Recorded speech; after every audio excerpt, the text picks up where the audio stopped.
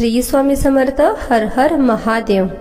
देवादिदेव महादेव व स्वामींच्या कृपेने तुमच्या सर्व चांगल्या इच्छा पूर्ण होवो ही स्वामींच्या व महादेवांच्या चरणी प्रार्थना करते आणि आजच्या नवीन व्हिडिओला मी सुरुवात करते. मैत्रिणींनो, आज आपण 3 ऑक्टोबर 2024 पासून नवरात्री सुरू होणार आहे. 3 तारखेला घटस्थापना होणार आहे. ज्यांच्याकडे घटस्थापना केली जाते त्यांच्यासाठी घटस्थापना करण्याचा शुभ मुहूर्त आपण या व्हिडिओमध्ये बघणार आहोत. 2 शुभ मुहूर्त आहेत. पहिल्या शुभ मुहूर्तामध्ये तुम्हाला जर घटस्थापना करणं शक्य झालं नाही तर दुसरा मुहूर्त आहे तो अभिजित मुहूर्त आहे. त्यावेळेस तुम्ही करू शकता. तुमच्याकडे घटस्थापना केली जात नसेल तर या दोन्ही मुहूर्तापैकी कोणत्याही मुहूर्तामध्ये तुम्ही तुमच्या देवघरासमोर किंवा एखाद्या चौरंगावर किंवा पाठावर देवीच्या तुमच्या कुलस्वामिनीचा फोटो ठेवून तुम्ही तिथे अखंड दिवा सुद्धा प्रज्वलित करू शकता. या व्हिडिओमध्ये मी तुम्हाला शुभ मुहूर्त अखंड दिवा कसा लावावा, त्याचबरोबर देवीची ओटी जी आहे तर ती कोणत्या माळेला भरावी, 9 दिवसांचे 9 नैवेद्य, त्याचबरोबर महाउपाय सुद्धा सांगणार आहे. 9 दिवशी 9 कोणत्या माळा अर्पण केल्या जातात आणि त्याचबरोबर कन्यापूजन कधी केलं जातं. कन्यापूजन तुम्हाला अष्टमीला करणार नाही तर तुम्ही अजून कधी करू शकता, अगदी संपूर्ण माहिती मी सांगणार आहे. त्यामुळे व्हिडिओ जो आहे तो संपूर्ण बघा. अगदी तुमच्या सगळ्या प्रश्नांची उत्तरं तुम्हाला या व्हिडिओमध्ये मिळून जातील. सुरुवातीला आपण घटस्थापनेचा मुहूर्त बघूयात. घटस्थापनेचा मुहूर्त 3 ऑक्टोबर रोजी सकाळी 6:15 ते 7:22 असेल. म्हणजे पहाटे 6:15 ते 7:22 या वेळेमध्ये जर तुम्हाला शक्य असेल तर तुम्ही घटस्थापना करू शकता किंवा अखंड दिवाही लावू शकता. पण या वेळेमध्ये जर तुम्हाला शक्य नाही झालं तर सकाळी अभिजित मुहूर्त सुद्धा आहे. सकाळी 11:46 सुद्धा ते दुपारी 12:33 घटस्थापना करू शकता. आता मला असे वाटते की ही वेळ जी आहे ती सगळ्यांनाच व्यवस्थित आहे आणि कम्फर्टेबल ही आहे. या वेळेमध्ये आपण प्रत्येक जण घटस्थापना किंवा अखंड दीप जो आहे तो प्रज्वलित करू शकतो. तुमच्याकडे घटस्थापना केली जात नसेल तर जे सुरुवातीला मी जे 2 मुहूर्त सांगितले आहेत त्या दोन्हीपैकी कोणत्याही मुहूर्तामध्ये तुम्ही अखंड दिवा प्रज्वलितही करू शकता.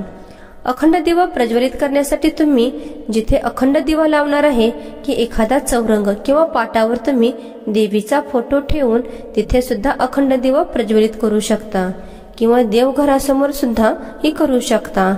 तर डायरेक्ट जमिनीवर दिवा जो आहे तर तो दिवा आपल्याला प्रज्वलित करायचा नाही. दिव्याला आसन तुम्हाला द्यायचं आहे. तर आसन कशाचं द्यावं तर अखंड तांदळाचंच आसन द्यावं आणि थोडेसे तांदूळही ठेवावे त्यावरती. त्या तांदळावरती अष्टकमल दल काढून शक्य असेल तर ते काढावं आणि हरकत नाही तांदळाच्या राशीवर तुम्हाला थोडेसे हळद कुंकूही अर्पण करायचे आहे आणि त्याच्यावरती आपण जो दिवा आहे तो ठेवायचा आहे. चौरंगावर किंवा देवघरासमोर ठेवायचा आहे. तुम्ही प्लेट ठेवू शकता, थोडेसे तांदूळ ठेवून त्याच्यावरती तुम्ही कुंकू अर्पण ही करू शकता. आता त्याच्यावरती तुम्हाला अखंड दिवा प्रज्वलित केला तरी सुद्धा चालेल. अखंड दिवा लावण्यासाठी पारंपरिक म्हणजे पूर्वीपासून तुमच्याकडे कसा दिवा वापरला जातो त्याच पद्धतीने जी काही प्रथा आहे त्या पद्धतीने तुम्हाला दिवा घ्यायचा आहे. आणि तुमच्याकडे वात कशा पद्धतीने वापरली जाते तर बऱ्याच जणांकडे कलावाम असतो म्हणजेच दोरा, त्याची वात वापरून दिवा प्रज्वलित केला जातो. तर बऱ्याच जणांकडे कापसाच्या वातीपासून दिवाही प्रज्वलित केला जातो. आमच्याकडे कापसाच्याच वातीपासून दिवा प्रज्वलित केला जातो. म्हणजेच पूर्वीपासून चालत आलेली रूढी परंपरा आहे. त्यानुसार तुम्हाला दिवा सुद्धा घ्यायचा आहे. त्याचबरोबर तुमच्याकडे कशा पद्धतीने वात वापरली जाते आणि अखंड दिव्याची तीच वात तुम्हाला वापरायची आहे. कारण आजकाल आपण काय करतो, बऱ्याच जणांचे वेगवेगळे व्हिडिओ वगैरे बघितल्यानंतर याचा दिवा छान वाटतो, त्याचा दिवा छान वाटतो आणि आपण पण अशीच वात लावूया बघूया. तसं कधी करायचं नसतं. कारण कुलदेवी ही आतापासून नाही तर ती पिढ्यानपिढ्या कुलदेवीचा मान सन्मान व सन्मान, कुळाचार, कुलधर्म आपले जे पूर्वज आहेत ते करत आलेले आहेत आणि तेच पद्धतीने की करायचं आहे. त्याच पद्धतीने आपण करणे आणि पुढे तीच प्रथा चालू ठेवणे आहे आपले कर्तव्य आहे.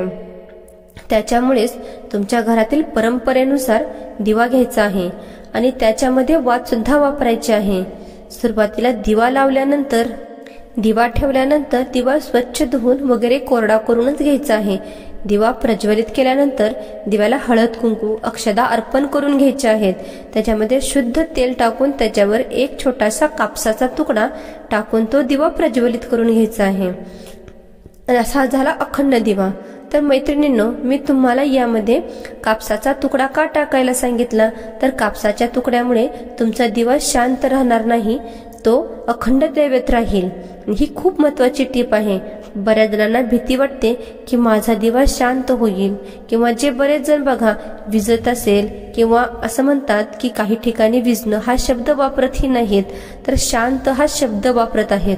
तुमचा दिवा शांत होऊ नये म्हणूनच कापसाचा तुकडा जो आहे तो तुम्हाला टाकायचा आहे। आता ही झाली अखंड दिवा प्रज्वलित करण्यासंबंधीची माहिती। नवरात्रीमध्ये देवीची ओटी कशी भरावी, तर देवीची ओटी जी आहे तुम्ही आज 8व्या माळेला किंवा 9व्या माळेला भरू शकता।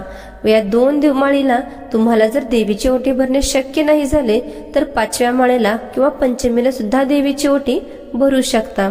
आणि या 3ही माळेला जर तुम्हाला करण्यासाठी शक्य झाले नाही तर नवरात्रीच्या 9 दिवसामध्ये कोणत्याही दिवशी तुम्ही देवीची ओटी भरली तरी सुद्धा चालेल। घराच्या देवीची ओटी तर तुम्ही भरायचीच आहे। तुमच्याकडे घटस्थापना असू द्यात किंवा नसू द्यात, तरीही घरच्या देवीची आपल्याला ओटी भरायची आहे। पण तुमच्या घराच्या आजूबाजूला एखाद्या देवीचे जर मंदिर असेल तर त्या देवीच्या मंदिरामध्ये जाऊन देवीची ओटी सुद्धा अवश्य भरण्याची आहे व प्रयत्नही करा। नवरात्रीच्या 9 दिवसामध्ये तुमच्या कुलदेवीचे जे मूळ पीठ असेल, जसे की आमची आता तुळजापूरची देवी आहे, तर आमचं मूळ पीठ कोणतं, तर तुळजापूर। तर ह्या नवरात्रीच्या 9 दिवसामध्ये तुमच्या मूळ पीठावर जाऊन तुम्ही देवीचा मान सन्मान किंवा देवीचे दर्शन वगैरे घेऊ नका। का, तर स्वतःच कुलदेवी कुलस्वामिनी तुमच्या घरात आलेली आहे। नवरात्रीचे 9 दिवस तुमच्या घरामध्ये कुलदेवीचे सूक्ष्म रूपामध्ये वास आहे आणि देवी तुमच्या घरामध्ये स्वतःहून आलेली आहे। आणि तुम्ही मूळ पीठावर जाऊन दर्शन मान सन्मान करणार असाल तर ते बरोबर नाही, हे चुकीचे आहे। त्याच्यामुळे घरीच तुम्हाला या नवरात्रीच्या 9 दिवसामध्ये अखंड दिवा किंवा ज्या पद्धतीने तुम्हाला सेवा करणे शक्य होईल, दुर्गा सप्तशतीचा पाठ असेल, स्तोत्र मंत्र, ज्या पद्धतीने तुम्हाला सेवा करणे शक्य असेल त्या पद्धतीने तुम्ही करू शकता। आता नवरात्रीच्या 9 दिवसामध्ये नैवेद्याबरोबर उपाय आता काय आहे तोही पाहूया।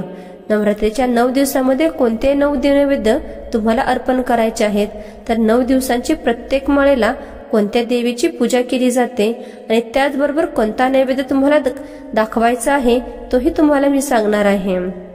जो नैवेद्य खायचा नाही तो दान करायचा असतो, याला खूप जास्त महत्त्व आहे। त्यामुळे जी माहिती खूप महत्त्वाची आहे ती आवर्जून ऐका। पहिल्या दिवशी दुर्गा देवीला शैलपुत्री रूपाची पूजा केली जाते। पूर्वत्राज हिमालयाची मुलगी शैलपुत्रीने गायीचे तूप अर्पण करावे असे केल्याने सर्व रोग आणि देवींकडून निरोगी आयुष्याचे आशीर्वादही प्राप्त होतात, त्यामुळे शरीर निरोगी राहते। ज्योतिषशास्त्रात खूप तूप व गुरूंशी संबंधित आहे। तूप अर्पण केल्याने या ग्रहांची प्रतिकूलता ही कमी होते व दुसऱ्या दिवशी म्हणजेच दुसऱ्या माळेला भगवती व भगवतीचे दुसरे रूप ब्रह्मचारिणीची पूजा केली जाते। देवी ब्रह्मचारिणी या जगाच्या सर्व परिवर्तनाची आणि अविनाशाची जगाच्या दृष्टांताची जाणकारक आहे। या दिवशी देवीला साखर अर्पण करणे शुभ मानले जाते। हा प्रसाद अर्पण केल्याने कुटुंबामध्ये सुख शांती राहते, तसेच चिरायू वरदान ही प्राप्त होते। ज्योतिषशास्त्रामध्ये साखर शुक्राशी संबंधित आहे। देवीला साखरेचा नैवेद्य अर्पण केल्याने शुक्र ग्रहाची प्रतिकूलता कमी होते, घरात गोडवा आणि ज्ञानाचा प्रकाश सुद्धा वाढतो।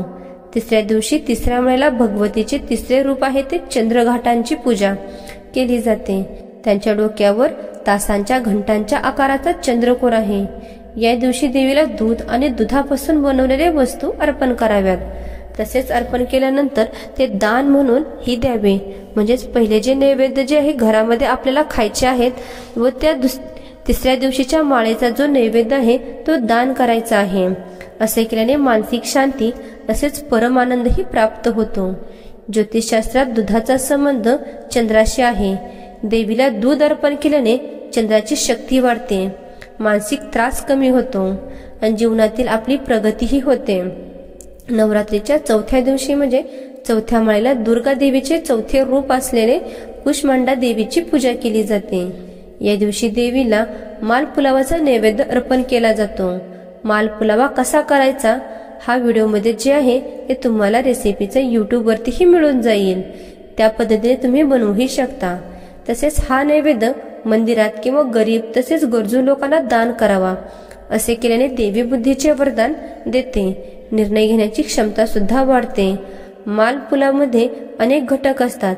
ते अर्पण केल्याने बृहस्पती म्हणजेच गुरु ग्रह, सूर्य आणि शुक्र ग्रह यांचे शुभ फल जे आहे ते प्राप्त होते. नवरात्रीच्या 5व्या दिवशी म्हणजे 5व्या माळेला भगवतीचे 5वे रूप स्कंद मातेची विधिवत पूजा केली जाते. ब्रह्मस्वरूप सनातन कुमारीची आई असल्याने तिला स्कंद माताही म्हटले जाते. नवरात्रीच्या 5व्या दिवशी केळीचा नैवेद्य अर्पण करणे शुभ मानले जाते. असे केल्याने करिअरमध्ये वृद्धी होते आणि कुटुंबातील सदस्य आपल्या क्षेत्रात प्रगती करतात. केळी गुरुजी किंवा संबंधित आहे. देवीला केळ अर्पण केल्याने ज्ञान विकसित होते. कौटुंबिक जीवनातील संपत्ती आणि आनंदही प्राप्त होतो. नवरात्रीच्या 6व्या दिवशी देवी भगवतीच्या कात्यायनी देवीची पूजा केली जाते. म्हणजेच महर्षी कात्यायनी यांच्याकडे कन्या म्हणून जन्म घेतल्यामुळे तिचे नाव कात्यायनी असे ठेवले गेले. 6व्या दिवशी दुर्गा मातेला मध अर्पण करून केले जाते व खूप फलदायी ठरू शकते. केल्याने सौंदर्यही प्राप्त होते. आता माता भगवतीही प्रसन्न होतात. या अर्पणाने सूर्याची शक्ती वाढते. अविवाहित मुलींच्या लग्नातील अडतेही दूर होतात. यामुळे देवी भक्तांना तेज देते. नवरात्रीच्या 7व्या दिवशी व 7व्या माळेला दुर्गा देवीचे 7वे रूप असलेले कालरात्रीची पूजा केली जाते. देवी कालरात्री अर्धनारी शिवाच्या तांडव अवस्थेत दिसताना या दिवशी देवीला गुळ नैवेद्य अर्पण करा आणि प्रसाद स्वरूपाने प्रत्येकाला वाटूनही द्या. असे केल्याने शत्रूपासून स्वातंत्र्यही मिळते आणि संकटात असलेले रक्षणही होते. नवरात्रीच्या 8व्या दिवशी दुर्गाचे 8वे रूप असलेल्या महागौरीची पूजा केली जाते. तिने तपश्चर्या गौरवर्ण प्राप्त केले. नवरात्रीच्या 8व्या दिवशी महागौरीला नारळ अर्पण करावा. तसेच नारळ दान करणे शुभ मानले जाते. असे केल्याने देवी माणसाच्या सर्व इच्छा पूर्ण करते. ज्योतिषशास्त्रात नारळ चंद्राशी संबंधित आहे. हे अर्पण केल्यामुळे चंद्राचे शुभ फळ आपल्याला मिळते. नवरात्रीच्या शेवटच्या दिवशी म्हणजेच 9व्या दिवशी देवी दुर्गेच्या 9व्या स्वरूपाची सिद्धिदात्राची विधिवत पूजा केली जाते. या दिवशी देवीला हरभरा खीर अर्पण करावी. तसेच कुमारिकांना पूजा केली पाहिजे. असे केल्याने कुटुंबामध्ये सुख आणि शांती राहते. देवीच्या आशीर्वादाने समृद्धी देखील येते. देवीला हा महाप्रसाद अर्पण केल्याने नवग्रहांचे प्रतिकूल परिणामही दूर होतात. या पद्धतीने नवरात्रीच्या 9 देवींची 9 प्रकारे नैवेद्य अर्पण करावा. असे केल्याने नैवेद्यामध्ये तुम्हाला सांगितलेलेच आहे त्या माळेला दाखवलेला नैवेद्य दान करायचे आहेत आणि बाकीचे जे नैवेद्य जे आहेत ते सांगितलेले नैवेद्य आपल्या घरातील सर्वांनी कुटुंबातील सर्वांनी ते मिळूनही खायचे आहेत. ते कोणत्या बाहेरच्याही लोकांना घरी कोणी आले वगैरे तरी त्यांना द्यायचे नाही. घरातील कुटुंबियांनी खायचे आहे. आता या 9 दिवशी अर्पण करायच्या 9 माळा कोणत्या आहेत हे जाणून घेऊया. पहिली माळ पहिल्या दिवशी शेवंती आणि सोनचाफ्याची पिवळ्या फुलांची माळ अर्पण केली जाते. दुसऱ्या दिवशी दुसऱ्या माळेला अनंत मोगरा, चमेली आणि तगर सारख्या पांढऱ्या फुलांची माळ अर्पण केली जाते. तिसऱ्या दिवशी तिसऱ्या माळेला निळी फुले, गोकर्णाची किंवा कृष्ण कमळाच्या फुलांची माळ अर्पण केली जाते. चौथ्या दिवशी चौथी माळ केशरी किंवा भगवी फुलं असतात, जसे की अबोली, देरडा, अशोक किंवा तिळाचे फूल अर्पण केले जाते. पाचव्या दिवशी पाचवी माळ बेल किंवा कुंकवाची वाहतात. 6व्या दिवशी 6वी माळ आहे ती कर्दळीच्या फुलांची अर्पण केली जाते. 7व्या दिवशी 7वी माळ झेंडू किंवा नारंगीची जी फुले आहेत ती अर्पण केली जातात. 8व्या दिवशी तांबडी फुलं, कमळ, जास्वंद, कनेर किंवा गुलाबाच्या फुलांची माळ अर्पण केली जाते.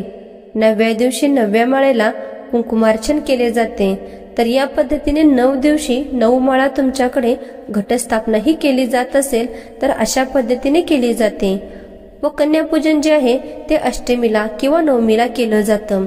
तुमच्याकडे ज्या दिवशी करायची पद्धत आहे त्या दिवशी तुम्हीही करू शकता, पण अष्टमीला किंवा नवमीला या तिथीला कन्यापूजन काही कारणाने करणे शक्य झाले नाही तर तुम्ही पंचमीला केले तरीही सुद्धा चालू शकते। तर तुम्हाला हा माझा व्हिडिओ कसा वाटला कमेंट करून मला नक्की सांगा। जर व्हिडिओ आवडला असेल तर कमेंट बॉक्समध्ये उदे ग अंबे उदे नक्की लिहा व तुमची जी कुलस्वामिनी आहे त्या देवीचे नाव नक्की कमेंट बॉक्समध्ये मला लिहा। व्हिडिओ आवडला असेल तर धन्यवाद। श्री स्वामी समर्थ। हर हर महादेव।